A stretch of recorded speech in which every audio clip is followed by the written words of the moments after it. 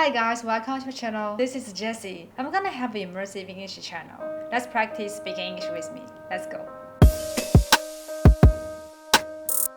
Well, in this video, I'm gonna talk about part 2 and part 3 in the speaking part of IELTS. So in the part 2, I'm gonna give you one example. And also you can find the word script of part 2 underneath. And for part 3, usually we know that part 3 determines whether you can get a higher score or not for the IELTS speaking part. Although during the exam, the examiner only give you no more than 5 minutes to answer all the questions. But in this video, for the part 3, I'm gonna extend my answer as much as I can so as to give you more thought about how to answer those questions in part 3. So let's go.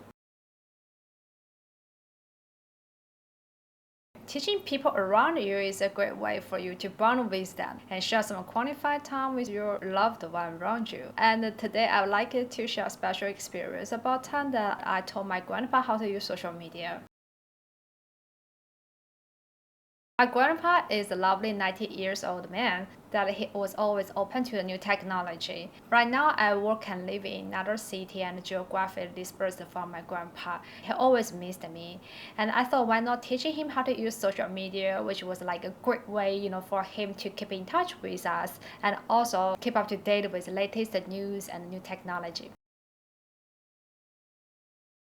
Well, firstly, I knew that teaching an elderly how to use social media was not an easy task, because those social media such as WeChat, Facebook can be so confusing to master for those people that are new to social networking. Well, I use my own account as an example to log in and give my grandpa a visual overview about how it gets started. I showed my grandpa how to get access to this app, how to log in, how to initiate a dialogue with somebody, and how to send a voice message, and also how to make a video call to others. I knew that my grandpa didn't know how to type, thus I didn't teach him how to send a text message to others, because I also try to use the easiest way, to make sure that my grandpa can master the social media. Well, I repeated what I was showing to my grandpa slowly and stopped at every explanation to make sure that my grandpa could have some hands-on practice as well. Well, secondly, I also used his phone number, to create a new account for him and give him a nickname as he agreed. I also adjust the font size and voice value to make sure that he can read the words and listen to the voice message as clear as he can.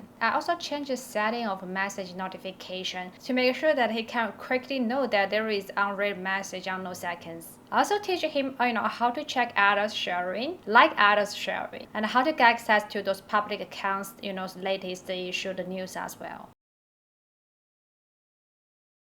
While initially he just displayed a lack of interest in learning social media, I thought that he wanted to learn probably because he wanted to humor me. But when I made a phone call to uncle, and my uncle answered, and his face was shown on the screen, my grandpa was motivated to learn further. And he said that he didn't realize that social media allowed him to see people on the screen, and it would be way more visualized than making a simple phone call. Well, but he was not adept at using social media because his finger was not that flexible. So sometimes he touched the screen of a smartphone, it did not react, and sometimes he found it hard, to open the right app. And even he opened the right app, he found it hard, to initiate a dialog box with the right person. Every time he made some mistakes, he became a little bit fidget. Thus, I thought that the patience was the key here. I decided to make 2 cups of tea, and I just pick up a book, I sat in background, allowed my grandpa, to play with the gadget by himself, allowed my grandpa to have no pressure. And in this way, he could be able, to play with this gadget for a while and digest what he have learned. And finally, he picked up how to make the video call to others, even though he struggled with sending a voice message. But I thought we were pretty satisfied with the result. At least it was a really good start. It was a huge progress for an elderly like my grandpa. While I was young, my grandpa was always the one that taught me a lot of things, and I thought that was a great time for me to return the favor. It was such a great opportunity to share some qualified time with my grandpa, as we always geographically dispersed from my grandpa. We didn't even got a lot of time, to create some common memory with him. And I thought this was definitely one of the most memorable afternoon that we could be able, to do something together. And also I feel that it was really useful for my grandpa because he was always lonely as my grandma passed away several years ago.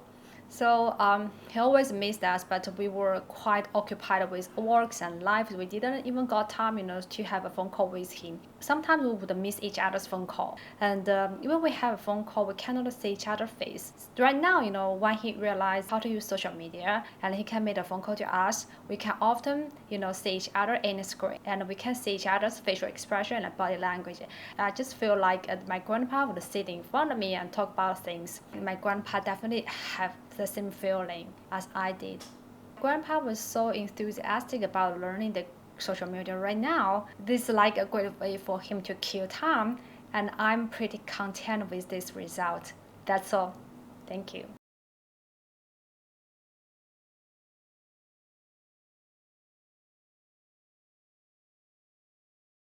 I feel like for young people, usually they can teach elderly, how to use those new technology, how to use smartphone, how to use laptop, and such as MacBook. Because MacBook are using a different, computer system, the Apple system, and it is not the Windows system that normally those elderly will get access to. And also they can teach elderly, how to use the high definition television, how to use the intelligent refrigerator and dishwasher or something like that. They can normally teach elderly, how to use those electronic gadgets and those modern convenience that the elderly cannot get access to when they were young. But also young people can teach elderly, how to use those different softwares, such as use apps, such as they can teach elderly how to buy things on some shopping platform, how to order delivery food online. I think that young people can also teach elderly, how to use software or some application. They can teach elderly, how to use the shopping platform, to buy things online, how to place a delivery order online, how to use those delivery apps, how to use the streaming platforms such as Netflix, to get access to the latest TV programs and TV series. They can teach elderly, how to check some funny videos such as how to use the YouTube or TikTok online, and how to use social media to make friends, how to use social media, to read the latest news, how to call taxi online, how to take a waiting number source for some trendy restaurant online as well. So there are a lot of things that right now we can do, but probably elderly, have no idea how to use those high technology, to make their life convenient. And this is something that we can teach elderly, definitely. So if you ask me about how we can do that, well, I also feel like, for elderly, we have to make sure that they do really want to learn how to use those social media, how to use those new technology, because sometimes it can be so overwhelming and so confusing to them for them to master it. So we have to double check whether they do really want to learn. If they display that this interest in learning those kind of things, probably we can explain to them the purpose of learning those social media. For example, we can show them that instead of reading the newspaper, sometimes, all those media tycoon can also publish news online as well. If they know how to read social media, they could be able to get access to different angle of news. And we can also tell my grandparents that sometimes the streaming platform offers us a variety of shows that we can definitely see on the TV channel. So if we know how to use the streaming platform that allow the elderly, to get access to way more TV show and TV series, add flavor to their lives. So definitely we have to, tell them the purpose of, using the social media. But even if we tell them the purpose, they are still not that interested, probably we can just give up. And we should never ever force elderly, to learn something that they don't want to learn. Secondly, if they really want to learn, I think that patience is definitely the key here. So when we teach them, we should never ever use any high-tech terminology that would usually use between us. And if we want to teach them, I think the patience is definitely the key here.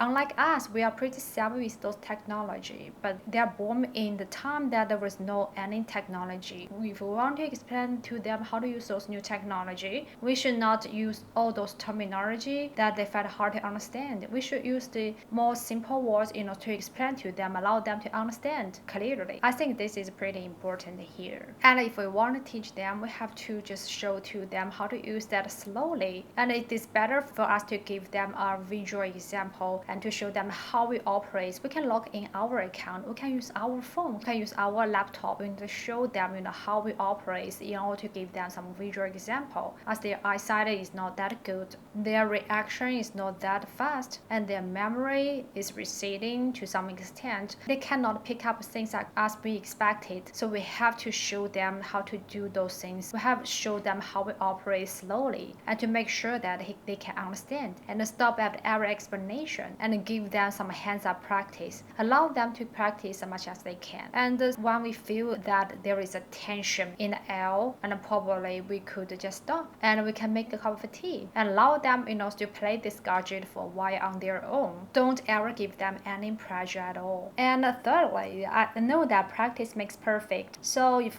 we teach them how to use social media or how to use some new technology, we can try to just encourage them to operate as much as we can, and even create some opportunity, to allow them to use that. For example, if we teach them, how to use social media, we can always send a voice message, or you can always, make a phone call to make a video call to them, allow them, to use the social media as much as they can. I think that it is best way for them, to pick up the certain skills and allow them to learn certain things. That's all. Well, normally we want to learn something new, and definitely I think the most important thing we can do is to search the information online.